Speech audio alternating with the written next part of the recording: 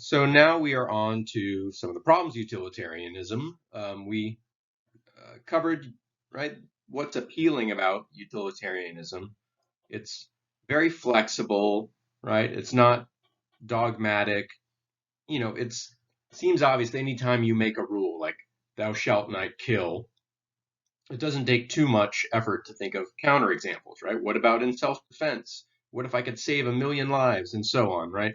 Um, Utilitarianism isn't that sort of theory. It says action by action, right? Every act of killing, totally different situation potentially, and you have to run the utilitarian calculus each time. And in each particular case, you add up the pain and pleasure in the broadest possible sense, right? All the pain and pleasure for everybody. And if it causes more pleasure, or we predict more pleasure than pain, then it's morally good. So that's undoubtedly the way we think about things sometimes, often, right? That is part of our moral calculation. Are we going to hurt people? Are we going to help people, right? Uh, so the problem is it's probably not the whole, it doesn't seem like that can be the whole thing. At least that can't be, um, again, when we trust our gut with a lot of these, right? We sort of tell a story and you ask yourself, ooh, does that feel right or wrong, right? This is sort of data often when we do ethics is just your intuitions. And many of our intuitions are sort of utilitarian intuitions, but then we'll see that many times they're not, right? There's something in our brains that's also sort of rule based that has absolutes have a sort of moral appeal to us. Now, if you want to be a hardcore utilitarian, you could just say, well, our brains are wrong on that part. Our intuitions are wrong sometimes. Utilitarianism is true, whether or not it feels true in certain situations. But we'll get to that later. Right now, we're going to run through what seem like some systematic problems with utilitarianism. So again, just to remind you, right, what is utilitarianism? Basically, we can boil it down to three tenets, right? Three claims to which the utilitarian is committed, right? And each one of these we're going to see is actually fairly controversial, and in certain situations, seems outright wrong. So first of all, the morality of an action depends solely on its consequences, right? It is a consequentialist theory. B, the only morally relevant consequences are happiness and the unhappiness of individuals. This is the hedonistic part, right? It only cares about happiness and unhappiness, most specifically pain and pleasure, right? Happiness and unhappiness for utilitarians. And then C, each individual's happiness gets equal consideration. So it's not just my pain and pleasure, it's whole pain and pleasure, whole universe for all time, possibly, right? Okay, so those are three tenets, and we're going to see challenges to each of those. So first of all, let's ask ourselves, is happiness pleasure? So again, Mill's brand of utilitarianism is hedonistic. So it equates happiness with pleasure, unhappiness with pain. Well, just think about these little scenarios here, right? Suppose that you have a best friend, you've been best friends forever, right? For years, right? You get a lot of pleasure out of that relationship. Um, it's a good thing for you. It makes you feel good. But unbeknownst to you, your best friend is always, when you're not around, saying mean things, demeaning and ridiculing you behind your back. But suppose that they are so good at it, so clever about it, that you never find out ever, right? So from your perspective, you're just getting pleasure, right, out of this relationship. And you could also suppose that other people are getting pleasure out of hearing these demeaning, right, stories about you. So should we say that this is right or this is wrong? It seems like the utilitarian would have to say, yeah, that's good, right? You should stay friends with this person, this friendship, right? Every action of you hanging out with them and continuing to nurture this relationship is good, right? Because you get a lot of pleasure out of it, and you never find out about the stuff that would cause you pain. But what do you think, right? Is that good? Is that morally good for them to say these things, for you to engage in this relationship, whichever actions, right? A relationship is sort of a long series of actions, right? But any one of those, um, what would you say? Is it right? Is it morally okay, right, for your friend to do this or for you to sort of show up for this? Um, you might have the intuition that something has gone wrong here, that pleasure can't be the whole story, right? You want it somehow to not be like false pleasure or delusion or something like that, right? Another example, let's say we have a young pianist. Maybe she's the next superstar, right? The next Chopin or whatever, the next Elton John, and she has her hands injured in an accident and can no longer play. Um, but she finds other things to make her happy, right? Maybe there are even things that make other people just as happy, right? Maybe she becomes a doctor or something like that. Um, well, is it all the same then? Has nothing bad happened, right, in this injury? Um, Again, the utilitarian would have to say, well, as long as there's the same amount of pleasure, pain, it's fine, right? It's the same. But you might say, well, no, uh, the world has been robbed of something important, right? And of course, you might say, well, what's missing is all the pleasure she could have given to other people, right, from them listening to her play. Um, but you could add up the calculus in different ways. Maybe she was a great artist, but not like maybe a hugely popular artist, right? Maybe she turns out to be the Velvet Underground of piano players, and maybe the job she does instead after her injury actually ends up causing more pleasure, right? She's a whatever, a very good orthopedist or something. Not like the best orthopedist in the world, but whatever. Right, you can set up the story where the pleasure and pain end up being the same, but yet we've lost a great artist. Um, the utilitarian would have to say, doesn't matter, not a problem. Um, where you may think in your gut, that is a problem, right? Some things are important, right? Just as important as pain and pleasure. Great art, right? Fulfilling your potential, something like that. So both of these examples, so you may have noticed I teleported to another room, but I had to pause and move. Um, right, the false friendship sort of example and the wasted talent example are designed to show that there are other values besides pleasure, right? And this was part of the argument for utilitarianism was like the ultimate thing in the end, right? That we're all shooting for is pleasure and pain. That was the point of my whole story about like why do you want to take Gen C D CSD? Because you want to do well on your exam, because you want to make money in life, because you don't want to experience the pain of being hungry, right?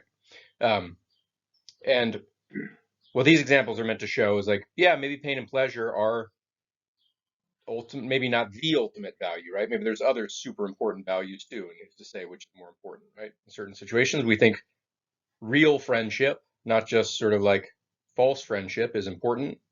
We think that talent, artistry, the ability to fulfill your potential, right? However you cash out what went wrong in that situation, um, those matter too, not just whatever pleasure might be produced by those things.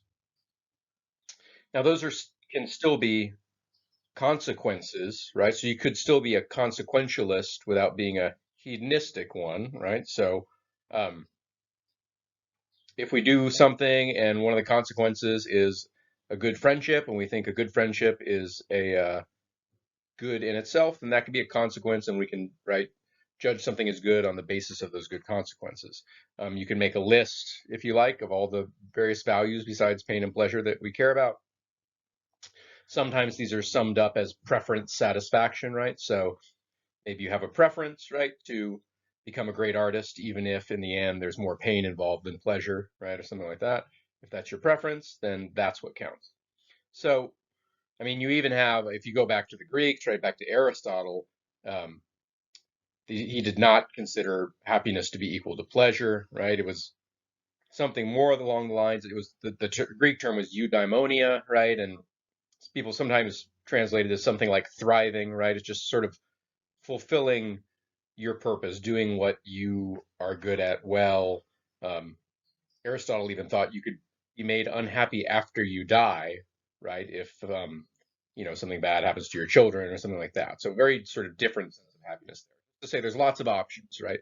Um, Utilitarians have focused on pain and pleasure. They have good reasons for focusing on those. Are important, um, but they have not sort of 100% proven to us that those are the only way to define happiness. So even if you're a consequentialist, maybe you're not a hedonistic consequentialist, right? But um, there are even questions about whether you should be a consequentialist, right? Are consequences all that matter? Right? Even if we broaden our account of what consequences matter beyond just pain and pleasure, um, for example, we might think that justice is sometimes more important than consequences, right? So suppose that this Rachel's offers this example. Suppose, right, some a murder has happened, right, in the town. Say it's a small town, maybe Springfield, right, from The Simpsons, and they know, right, the cops are trying to find, right, the murderer, but they can't find him, and the population is getting really riled up, and there's a good chance that if they don't find someone soon and prosecute them, there's going to be a riot or some others, right, some violence, right? This is just for whatever reason, it's really upset the population, and bad things are going to happen if they don't wrap this case up quick, right? Um, well, they could wrap the case up quick by just finding anyone, any stooge, right, and just saying, "Oh, we found him. Here's the murderer. Convict them, punish them, right? End of story." And it could calm, right, prevent the mob, the angry mob, or whatever, from causing any violence. So it seems like the in that scenario, the utilitarian might have to say, "Yeah, in that case, convicting an innocent person is the right thing to do, is the morally right thing to do, right? Because um, prevents a lot of pain, right, that would happen if this unruly mob just went crazy." Um, you might, in your gut, again, we're sort of testing our guts, say, no, that's not right. Convicting an innocent person is not right, even if it has good consequences, right? Um, another example, right, that sort of, again, pulls apart consequences from morality um, is we also think, and this is connected to justice in sort of important ways, we think that we have certain sort of inalienable rights that can't be violated no matter what, even if there's good consequences for people. So, to take an extreme example of this, suppose someone against your will, right, had hidden cameras in your house and was taking sort of indecent photos of you and then distributing them to, people out there, whatever, perverts or whatever, and they took great pleasure in looking at these photos. Um, now, there's sort of two sort of situations. Maybe you know about it, maybe you don't. Suppose you never know about it. It's sort of like the false friend situation, right? Um, then maybe there's no causes you no pain and it causes all these people pleasure. But even if you did find out about it and it caused you immense pain, remember we care about the pleasure of everyone. So if there's thousands of right weirdos out there that get immense pleasure from it, it might actually outweigh your pain, right? In which case, the utilitarian would have to say it is morally right, right, to say pictures of you and hand them out to these weirdos. It is morality demands this of us, right? And that seems bizarre, right? That the morally right thing to do could be to do something like that.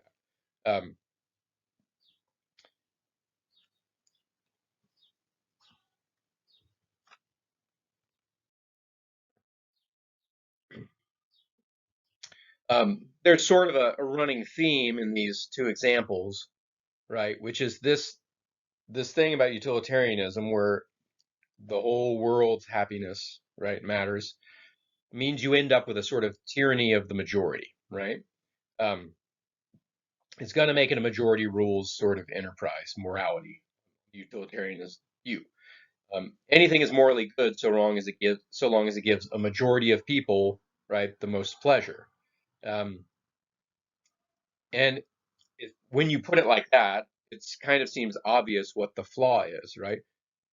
Our sort of intuitive sense of morality is that sometimes the morally right thing to do is defend, right, a minority of the population for some reason, right? So surely the Nazi concentration camps were not a good thing, right? Simply because the Jews happen to be a minority in that country, right?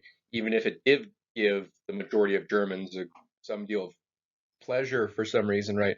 Um, it can't be right. It can't be right to exploit a minority, any kind of minority, right? It doesn't have to be racial, religious, or whatever minority, but just like whoever comes out on the bad end of the moral decision, right? It can't be right to exploit those people just because it gives a greater number of people pleasure.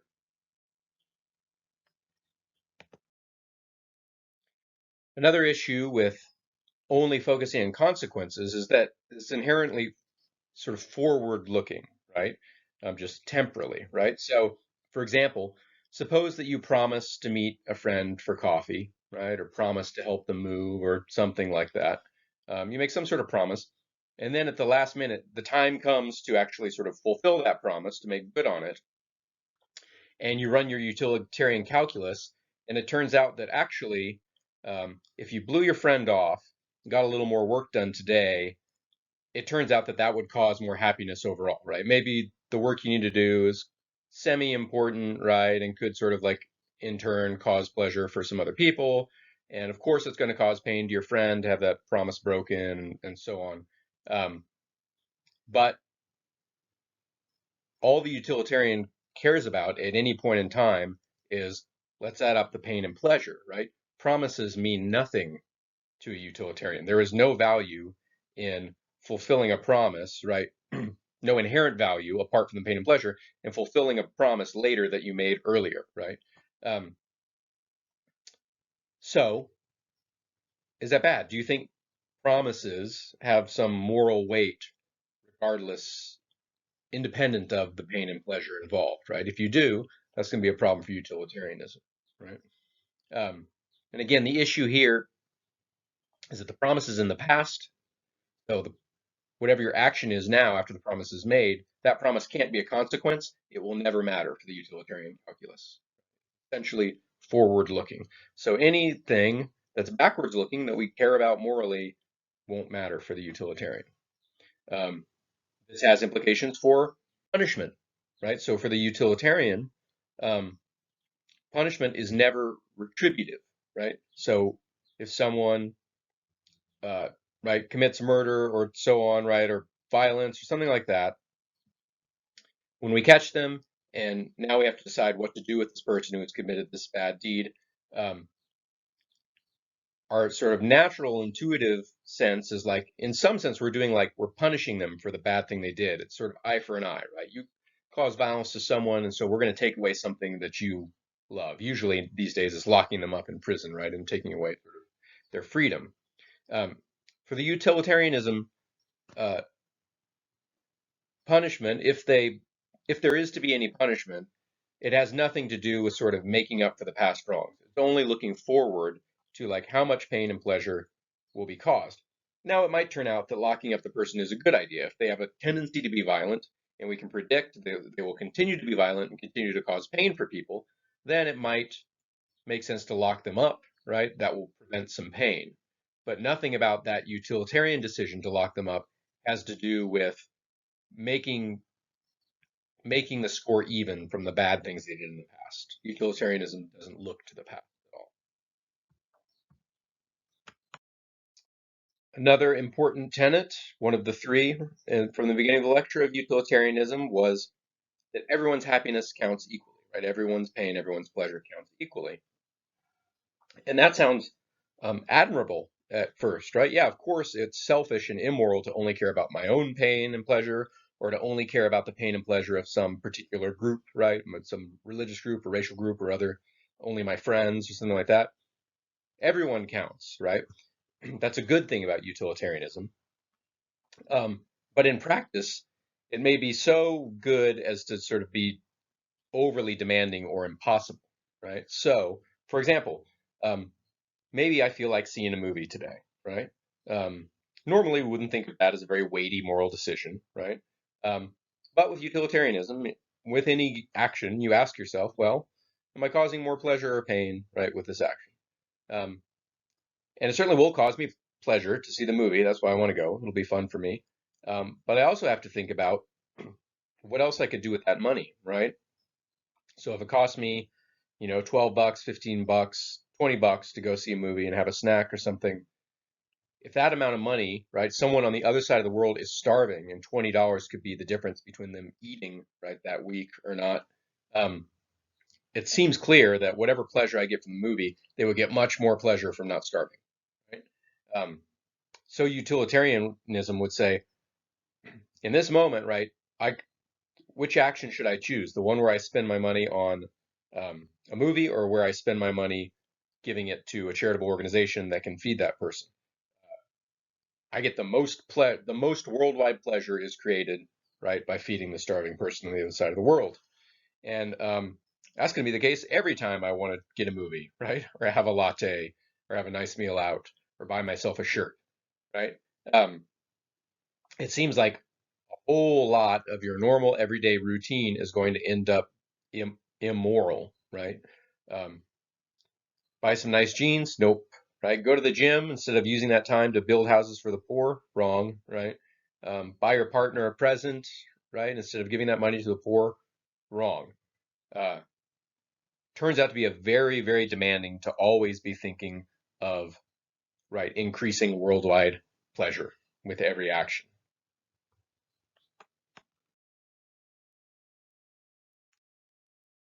In fact, it seems like, right, the end point of that is going to be that you're going to be required to give away everything you own until you are just as poor as the people, right, you were giving them to. Um, and that means not pursuing projects that make your life meaningful, right? Like attending college, right? Developing a career you enjoy.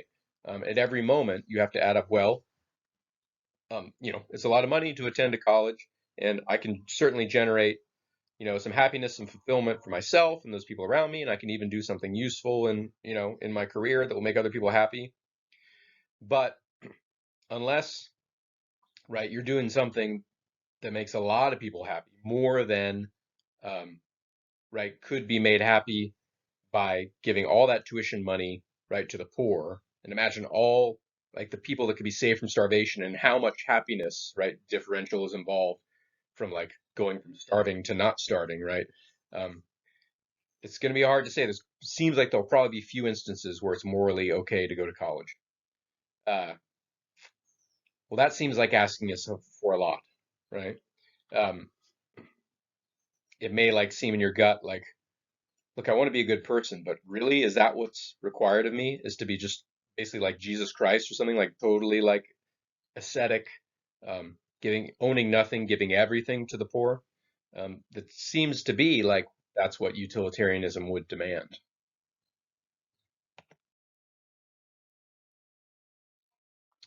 Um, Utilitarianism is demanding in other ways as well. It seems to, again, this notion that everyone counts equally means that you can't act favorably or sort of add more weight to people that you are close to, right? Your mother, your spouse, your partner, your loved ones, your dog. Um, they don't count any more than anyone else, right? And that's going to hold true in every single decision, every single action that you uh, perform, right? When you're adding up whether it's the moral right thing to do.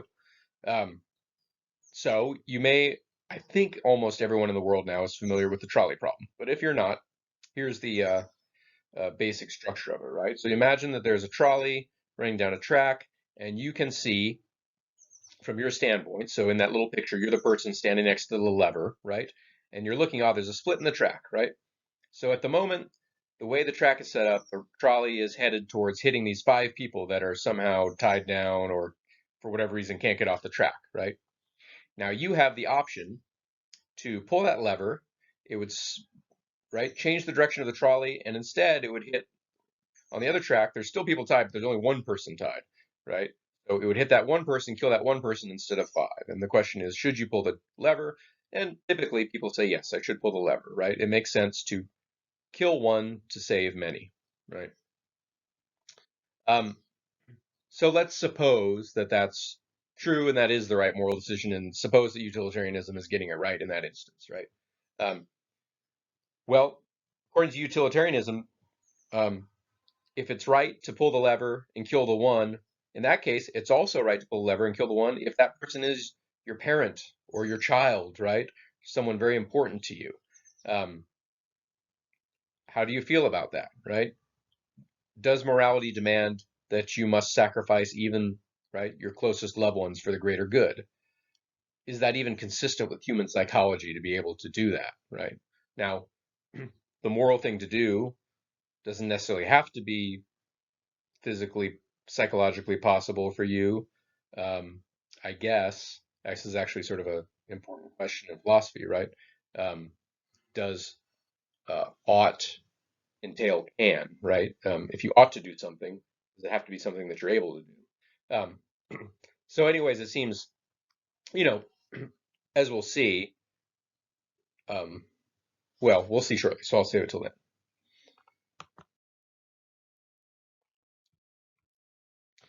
So these are problems with utilitarianism, but look, utilitarianism is alive and well in right the contemporary literature on ethics. So people have found ways to defend it against these problems, right? And there's Rachel sort of picked out some general strategies that are often used. So one thing you could do is just in any given situation, right? We cook up these special little situations that are meant to reveal that in that case, utilitarian gets the answer wrong, right? Intuitively, that feels wrong. Um, and the utilitarian can say, in any one of those situations, no, no, no, you've added up, right? You've done the moral utilitarian calculus wrong, right? Um, which is always an option because it's really hard, sort of like pretty much impossible for any one person to actually make all the predictions correctly, right, and add up all the pain and pleasure for any situations. Because again, it's like we're trying to add up the pain and pleasure for the whole world on into the future, right? So, for example, take that example of the riot, right? And the way the story was told was that the utilitarian would have to say, well, the right thing to do is convict an innocent person, right? It'll prevent more pain. Um, and the utilitarian could say, no, no, convicting an innocent person actually wouldn't prevent more pain. It would cause more pain. Here's why. Why? Um, well, first of all, that's a very risky strategy. It's very unlikely to work, right? People will eventually find out, right, that you framed this person. Um, and meanwhile, the actual criminal is out there still committing crimes, right? And committing more violence, right? Um, and if everybody finds out, right, that you convicted an innocent person, now they're going to say, well, the justice system, right, in our town or our country is like crooked. I don't trust any of it, right? And maybe you're on your road to total societal collapse, right? Um, maybe, right? If you tell the story differently, then maybe utilitarianism gives you the intuitively right answer, which is like, no, you don't convict innocent people of murder, right? So that's always one option, right? And with any given particular story, maybe you can describe the consequences differently that makes the utilitarian answer sort of sync up with our intuitive feeling for what's right. Another strategy that the utilitarian could adopt is what called rule utilitarianism. So it's a modification of utilitarianism, right? So instead of act utility, right? Again, utilitarianism is um, hedonistic act consequentialism, where the relevant thing we're evaluating is a particular action. If you want to be a rule utilitarian, the relevant thing that you are evaluating, right, for morality is a rule. So instead of judging particular actions, you're saying, what are the sorts of rules that we would want to use, right, to set up our society so that people act morally? Um, and that gives you different answers, right? So, um, for example, convicting the innocent person, even if it's right that in that particular case, um, it would cause more pain, more pleasure than pain to convict an innocent person. The rule utilitarian would say, okay, but we're not thinking just about that particular case, right? We're saying, what if, as a rule, we always made it the case that we convict innocent people, right, when it's convenient or whatever? And you could sort of see fairly quickly that if that was the general rule, um, then people's trust in the justice system would collapse very quickly, and you'd be right in a lawless society, and a lawless society would create much more pain, right? Um, so you could see how this makes a bit more sense of some of our sort of general things like don't kill, don't lie, right? You can always think of exceptions, right?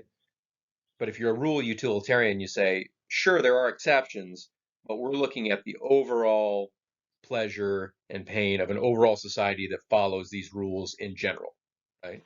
So on a particular occasion, following the rule might cause more pain, but over the long run, following that rule will cause more pleasure.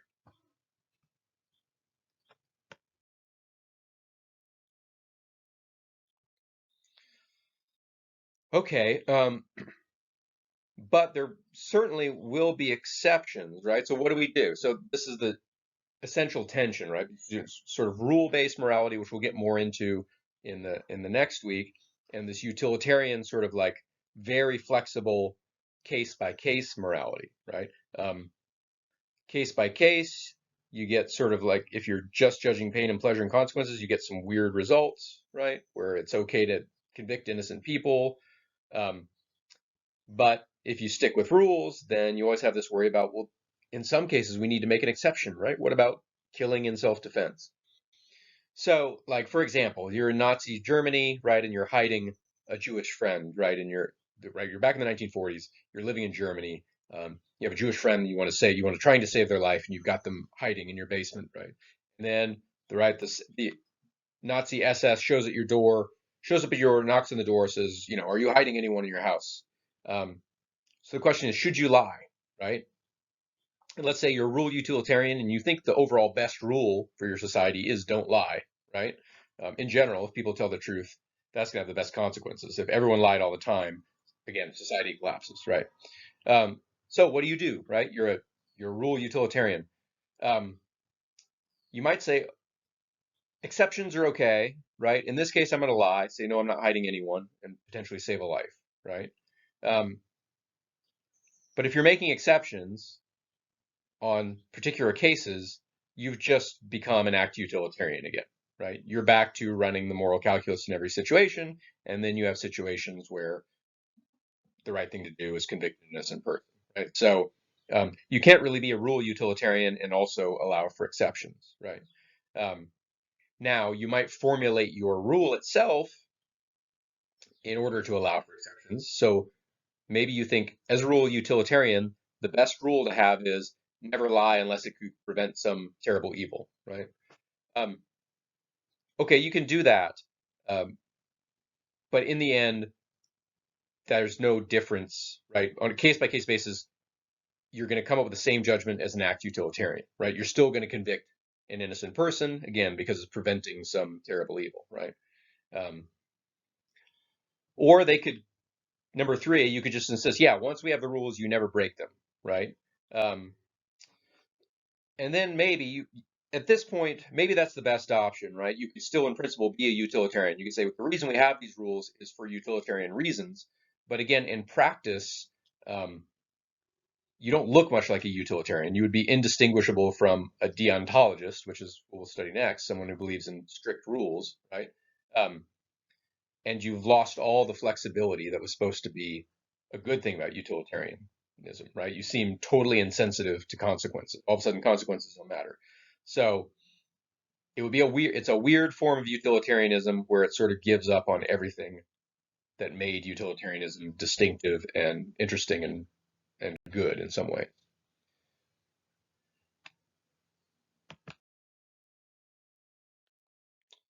Okay, so the rule utilitarianism strategy maybe not so great. Another strategy, right, that a utilitarian could use um, in these examples where you get sort of very unintuitive consequences like, yeah, you should sacrifice your mother to save 5 people.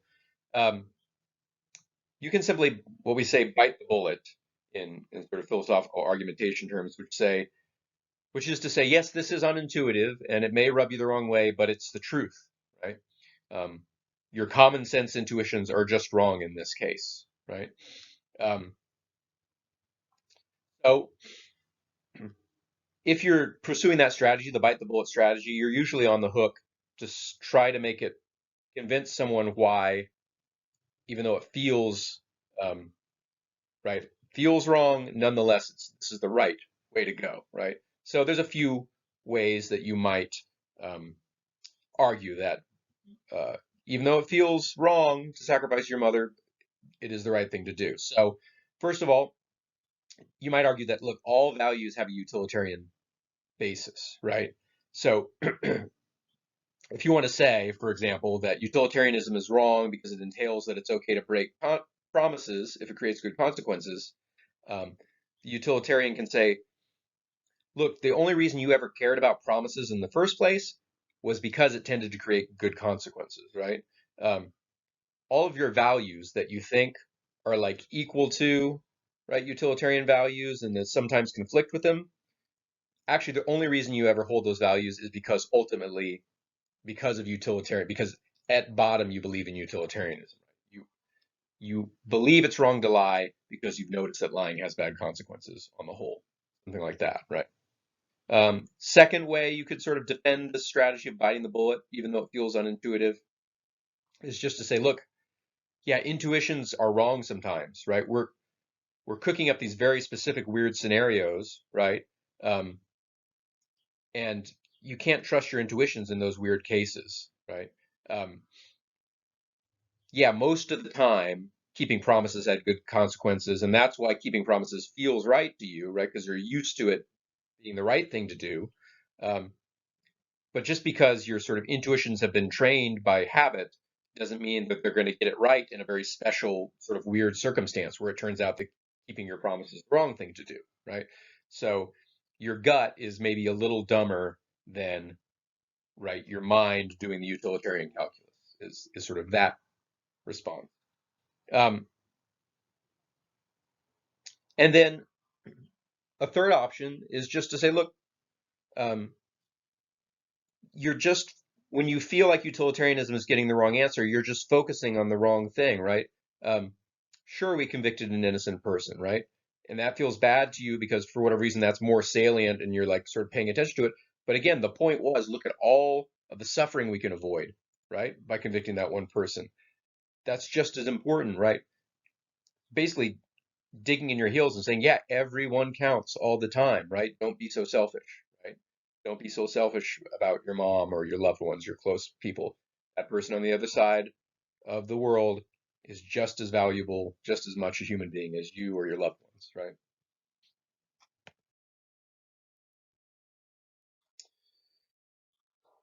Um, so, there are responses, right? Again, this is a live debate about utilitarianism, and people are still, there are utilitarians out there, right? Um, those defenses have can work in some cases, not maybe not necessarily in all cases, right? You still have these things like, if somebody peeks through your window and spies on you every night and you never find out, right? No one else ever finds out. It seems like utilitarians would have to say it's good, right? That person got pleasure out of their weird obsession, and no one else, it didn't affect anyone else in any way, right? Nonetheless, that seems to fundamentally conflict with some sort of right we have to privacy.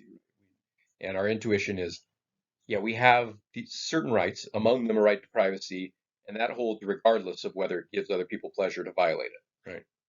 Um, this whole notion of human rights seems really ingrained in our moral sense, and there doesn't really seem to be any way to make utilitarianism always sort of line up with that and always protect human rights.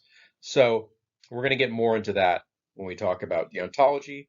The next lecture is going to be on John Stuart Mill, right? So I do want to, we've been reading largely this Rachel's book, but when it comes to Mill and Kant, these are important figures, and I want to read some actual sort of original texts, original philosophy. So we're going to be talking about J.S. Mill, this section from What is Utilitarianism?